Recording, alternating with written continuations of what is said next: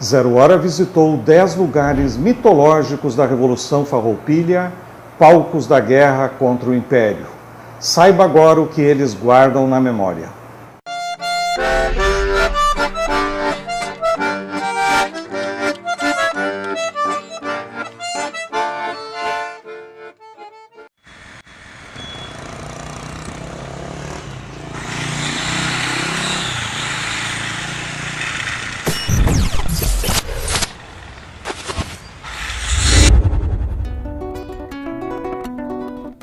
A Revolução Farroupilha foi planejada em Pedras Brancas, hoje município de Guaíba. Gomes Jardim, Bento Gonçalves e outros líderes conspiraram no casarão onde prepararam a invasão de Porto Alegre.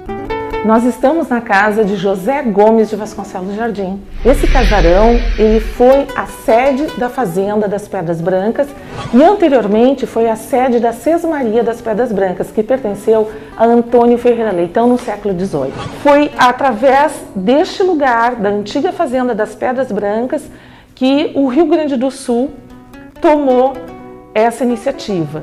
No século XIX, em 1835, da noite de 19 para 20 de setembro, dando início então a uma guerra que vai durar quase que 10 anos. Foi às margens do rio Jaguarão, cercado por matas e coxilhas, que o general Antônio de Souza Neto proclamou a independência do Rio Grande do Sul em setembro de 1836. Ele de dificílimo acesso. Tanto é de difícil acesso que os próprios farrapos escolheram esse local para acampar porque estavam protegidos por um rio de um lado e um arroio do outro. O Campo dos Menezes é um dos locais mais importantes durante toda a Revolução Farroupilha, porque ali nasceu um país ao meio pampa. Os farrapos vinham de várias derrotas. Nesse momento em diante, que foi inusitado, as tropas do Império eram bem maiores, bem mais organizadas. Hoje é uma propriedade particular. Nós imaginamos tombar esse local como patrimônio cultural a nível municipal, depois estadual e quiçá federal.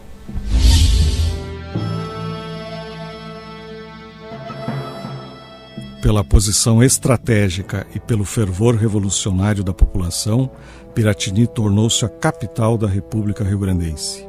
Piratini é escolhido como capital Farroupilha, como sede do governo Farroupilha, em função dos vereadores de Piratini, naquela ocasião, aderirem ao movimento e reconhecerem a proclamação da República, aceitarem e se encarregarem de fazer, então, a montagem de uma Assembleia Constituinte, como para fazerem a nova Constituição dessa nova República.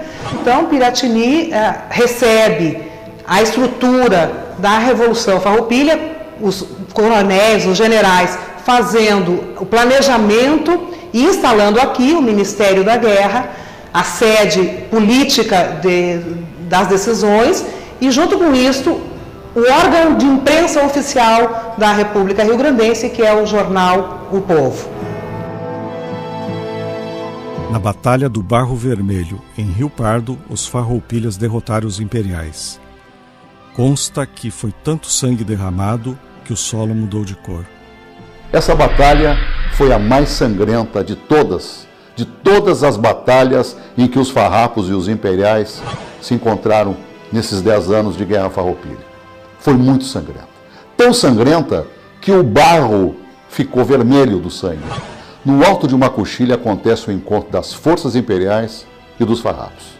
Que horas?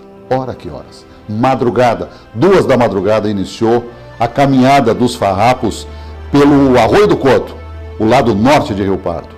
A vitória foi tão expressiva que os farroupilhas apreenderam a banda de música dos imperiais, o que resultou na composição do hino rio-grandense.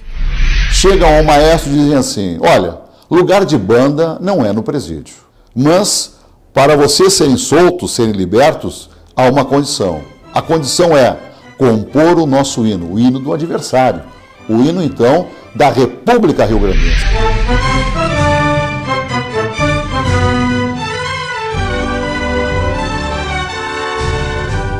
A Estância da Barra, em Camaquã, é chamada de Casa das 7 Mulheres por ter abrigado irmãs e sobrinhas de Bento Gonçalves. Também foi o estaleiro onde Giuseppe Garibaldi construiu os barcos farroupilhas. Que nesta casa, onde então aqui esteve aqui morando o Garibaldi, né, havia aqui a frota farrapa, né, e eles então aqui construíram 4 barcos, é desta frota, e é onde assim 2 deles foram então até a laguna, é por terra e depois mar, né. Os farroupilhas invadiram Laguna para expandir a Revolução e proclamar a República Juliana. Foi nesse momento que Giuseppe Garibaldi conheceu e se apaixonou por Anita. O Garibaldi teve a ideia de vir à Laguna, né, tomar posse do porto, porque do Rio Grande à Laguna é tudo praia aberta, né? Não são navegáveis as saídas de rios, né, para o oceano.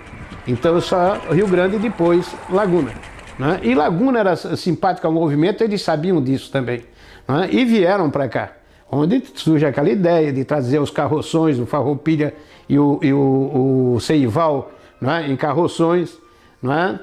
Desceram em Tramandaí e vieram para o mar até aqui, né? Um afundando, chegou aqui só o Seival. Como o exército imperial estava bem armado e posicionado em alto mar, Garibaldi sabia que estava em desvantagem com sua tropa para um enfrentamento aberto.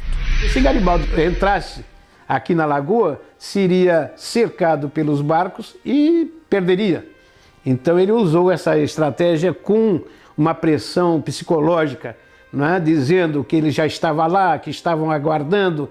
Então eles entraram o rio acima e o Garibaldi lutou com cada um, né, na sua vez, e derrotou todos eles. Ele esperou o Canabarro porque não sabia da resposta àquilo tudo do lagunense. Quando chegou o exército aqui, o exército de Canabarro, foi recebido em festa. Ele diz nas memórias dele, como se estivesse libertando um povo de um sistema de opressão, né? Então a Câmara se reuniu no dia 29, em sessão extraordinária, e declara o Estado catarinense livre e independente.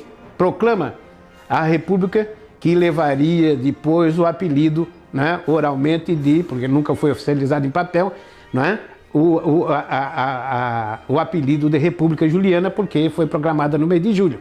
A simpatia dos lagunenses à causa farroupilha sofreu um abalo quando a tropa começou a praticar abusos.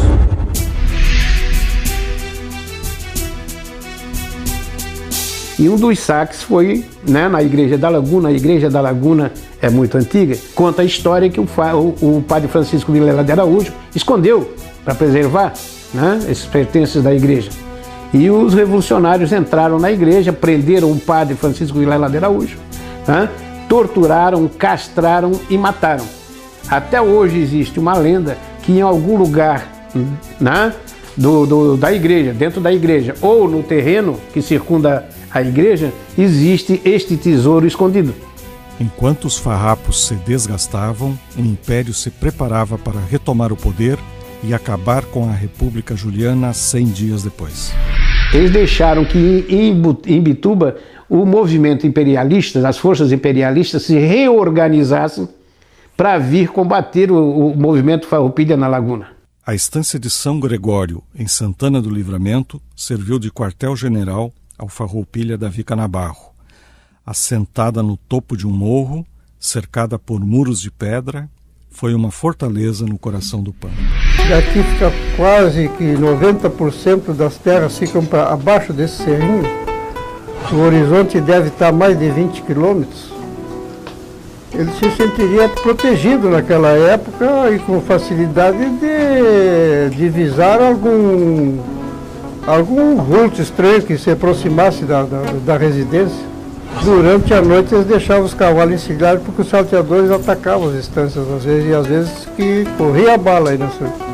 Era uma área de extrema importância militar e comercial pela proximidade com o Rio da Prata e Montevidéu. E antigamente esses campos aqui eram devolutos antes de marcarem as fronteiras. Uma hora a fronteira estava lá, uma hora o Brasil estava lá por Taquarimbó, outra hora já estava mais para cá, e assim era uma luta. Era um vai e vem de fronteira, né? O Cerro de Porongos, em Pinheiro Machado, é um lugar assombrado pelas almas dos lanceiros negros massacrados por um ataque imperial.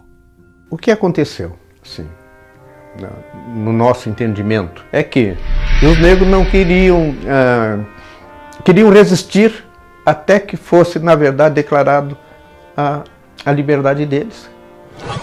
Na verdade, eles lutavam em busca da liberdade sonhada e prometida.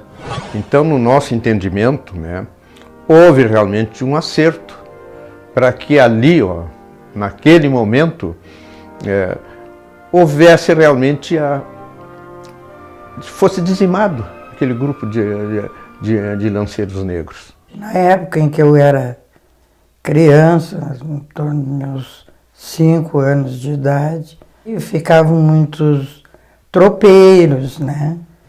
E o pai abrigava aqui quando eles vinham com tropas viajando. E nós puxávamos o nosso banquinho na hora que os tropeiros iam fazer a janta, sentava do lado para ficar contando, ficar ouvindo as histórias, né? E aí eles comentavam sobre as assombrações que vinham no Sarandi, que o Sarandi era muito assombrado, devido ao pessoal da guerra que tinha sido enterrado ali. Geralmente eles comentavam que enxergavam os negrinhos sem cabeça, né? Que enxergavam a preta velha. O último combate da Revolução aconteceu no Uruguai, a 60 quilômetros de Quaraí. Atualmente, Quaró é uma vila perdida no Pampa. Os 142 habitantes ignoram o que aconteceu ali. A gente não procura muito o que passou aqui na fronteira. Como o centro político está lá no sul, eles cuidam muito o que sucessos ao sul do Rio Negro. Aqui no norte, recém está começando a ser investigado. Nos campos de Ponche Verde, no interior de Dom Pedrito, Davi Canabarro e o então Barão de Caxias celebraram a paz.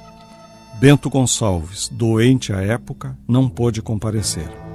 O Tratado de Ponche Verde, na realidade, foi um acordo entre imperialistas e farroupilhas.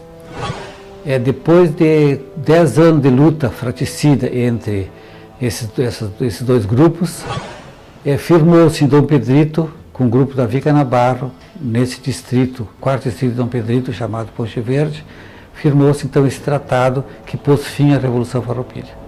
Um obelisco de 7 metros de altura homenageia o tratado que pôs fim a quase 10 anos de separatismo. O monumento do Ponche Verde, chamado também de Monumento da Paz, ou Obelisco do Ponche Verde, é um ponto de referência da história do município de Dom Pedrito, por ter sido ali o encontro de Davi Canabarro com os republicanos, em função de decretarem a paz, a pacificação do Rio Grande. Vem gente de longe, da capital, vem de lá de Brasília, vem de tudo que é lado, Porto Alegre, isso aí vem, Santa Maria, perto chega a gente aí para visitar esse obelisco aí. O Tratado de Pacificação da província foi lido por Canabarro no campo do Ponche Verde em 28 de fevereiro de 1845. Ele dizia: "Vos declaro que a guerra civil que há mais de 9 anos devasta este belo país está acabada."